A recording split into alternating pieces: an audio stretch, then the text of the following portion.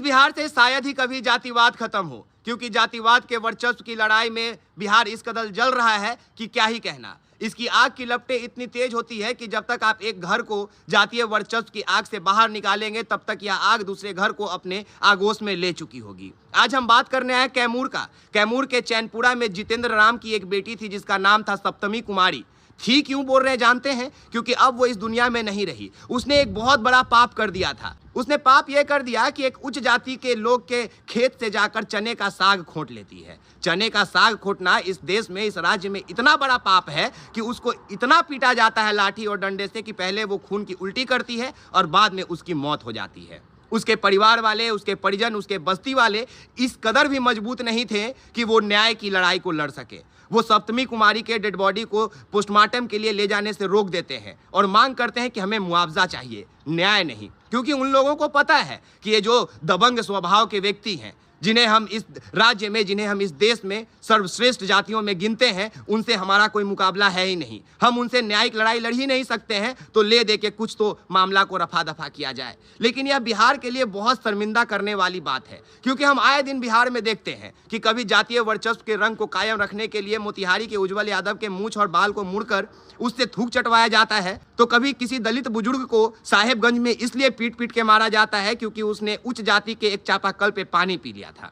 और तो और इस बिहार ने यह भी देखा है कि कैसे एक आम के बदले इस बिहार में मार हो जाता है।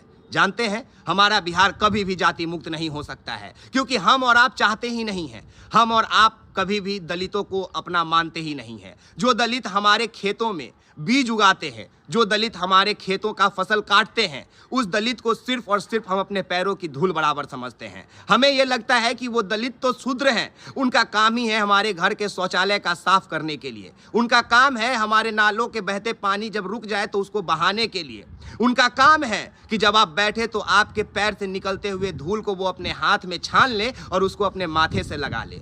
तभी तो आप सभी को यकीन होगा कि आप सर्वश्रेष्ठ जातियों में शुमार हैं, वरना आपको यकीन ही नहीं होगा कि आप सर्वश्रेष्ठ जातियों में शुमार हैं।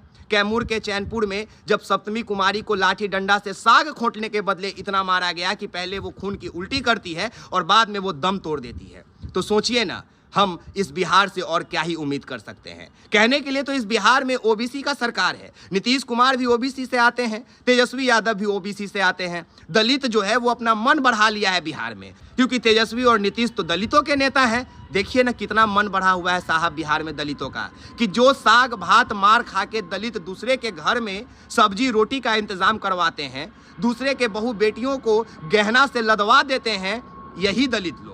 ये दलित अगर खेतों में काम ना करे, ये दलित आपके शौचालय को साफ ना करे, तो आपकी बहू बेटियों को दलित बनने में जरा भी समय नहीं लगेगा साहब। लेकिन आप दलित को दलित इसलिए बना के रखते हैं, आप शूद्र को पैरों की धूल इसलिए बना के रखते हैं क्योंकि आपको ये गुमान हो सके कि आप सर्वश्रेष्ठ जातियों में आते हैं। वरना बताइए ना, क्या इस बिहार में साग खोटना इतना बड़ा अपराध है कि उसको लाठी डंडे से इस कदर पीटा जाए कि खून की उल्टी करते हुए वो मर जाए? और तो और हम किस स्वर्ण मीडिया से ये उम्मीद करते हैं कि दलितों का खबर चलाए?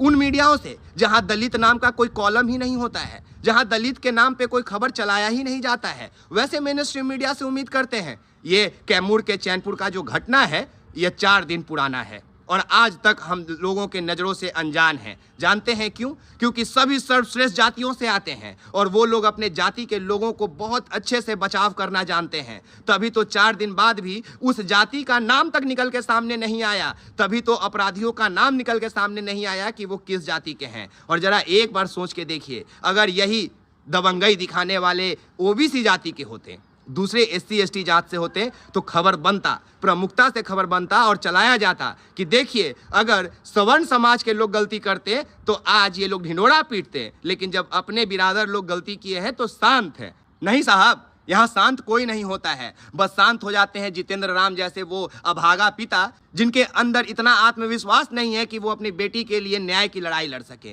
क्योंकि उनको पता है कि हम बेटी के लिए न्याय की लड़ाई लड़ने जाएंगे तो हो सकता है घर का दूसरा बेटी या दूसरे बेटे को भी हम खो दें, हो सकता है कि हमारी ही हत्या हो जाए, और ऐसा अमूमन इस बिहार में होता है।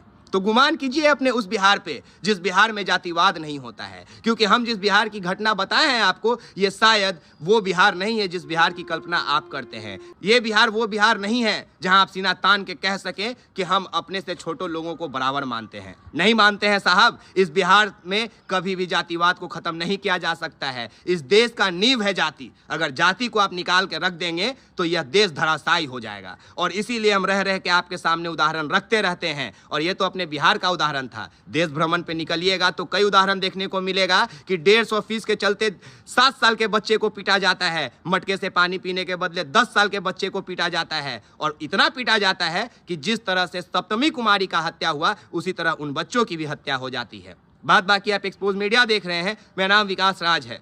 सप्तमी कुमारी के साथ जो हुआ वो बेहद गलत हुआ, लेकिन क्या इसके लिए जिम्मेदार आप सब नहीं हैं?